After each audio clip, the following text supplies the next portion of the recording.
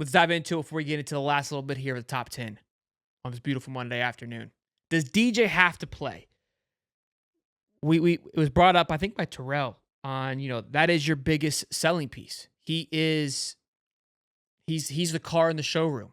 You show up to the the dealership. He's the car that everyone looks at, which you kind of reel people in to say, hey, why you want to be here.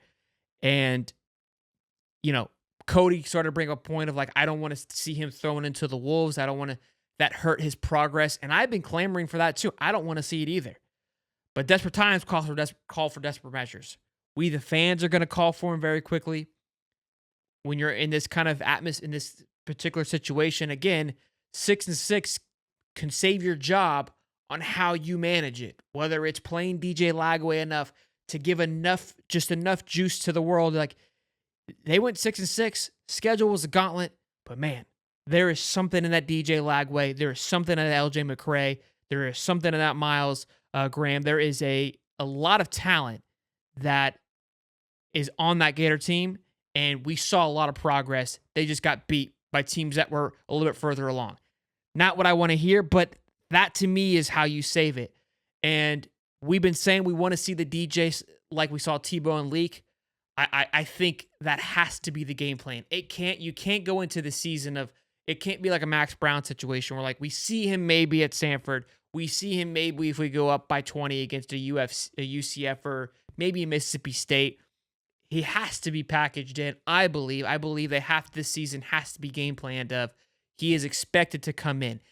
Both guys, and I mean by DJ and Graham, needs to be in the rhythm of, hey, in this situation, expect to come out.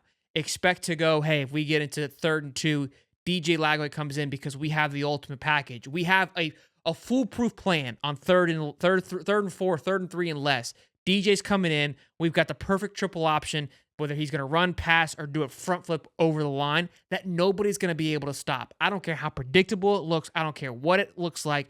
This is going to be what we run with, and we're going to really show the talent of DJ Lagway. And this play is going to be executed perfectly because we game planned for it all offseason, and we're ready for this moment. That's how I think DJ Lagway has to play. And then you slowly can work him in through games where you've got a little bit of a bigger of a lead.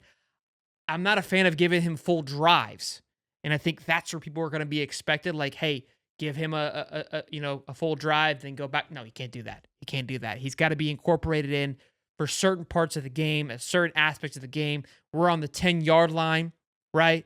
Maybe the 5-yard, maybe the 7-yard line, a little red zone action. He expands the playbook more than Graham Mertz does. And that's where I think I want to see him more so.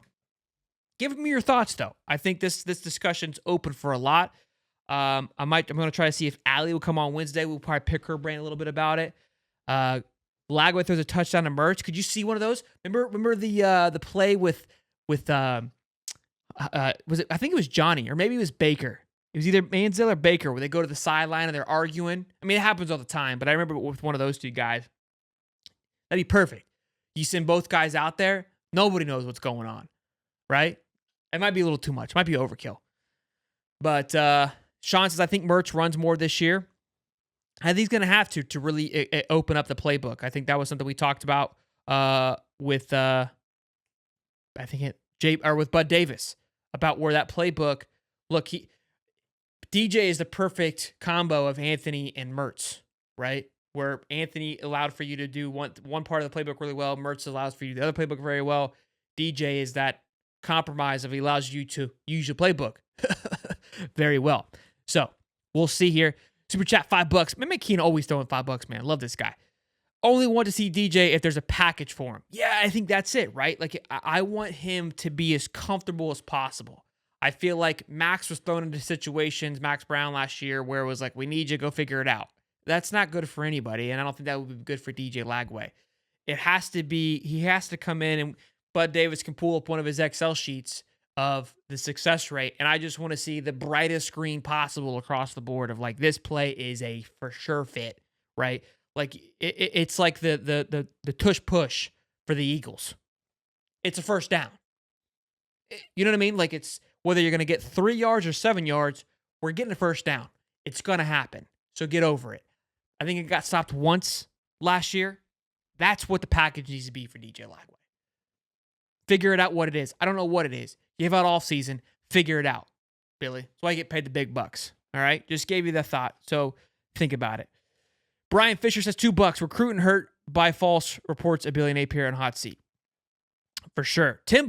Look at the super chats flowing in tonight, boys. Love you guys. Gator One Media. Fan character dressed as a cheerleader jumping in the air. Can't see it, but I love it. DJ Jump Pass. I love that. I love that. He's absolutely on the hot seat. It's a do or die this year. Totally agree. We can start 3-0 and the noise goes away. And I agree with that too. If things can flip. Here's my description of the Florida Gator season in a nutshell. And you guys know I'm a gambling degenerate, so that's where we're headed here, okay? Think about myself or think about yourself sitting at the blackjack table and you have gone on the worst run in history of runs. And everyone around you is getting good cards, but you're losing by a card here. You get 17, dealer gets 18, you get 19, dealer shows a 20, you get 20, dealer hits blackjack. It's just nothing's going your way. You're down to your last $100, and anybody and everybody has been counting the cards, and they can see the deck's hot. The deck being hot doesn't always mean that you're guaranteed to win, just means your odds have increased. Anybody that plays blackjack knows when the deck gets hot, this is your time to win, to capitalize on your losses. You put a little bit more down, all right? So if we're betting $20 a hand, we're throwing in 50. We're doubling up. So there goes half our pot right there, okay? We're $50 in. And it happens every single time, boys. You're sitting there with a 50, you get a 2 and a 9. You're sitting on 11, dealer showing 5. You know where I'm going next. You're doubling down. You're all in. So that's where Florida is right now. We got a 9 and a 2 with a face card down because you don't get a face card up. If you do, don't talk to me. Face card down, all in, right? Dealer showing 5. You're sitting there. You're excited. You feel good. But it deep down, like kind of right here in this little pit area, right a little bit lower underneath your ball sack, the dealer showing 5.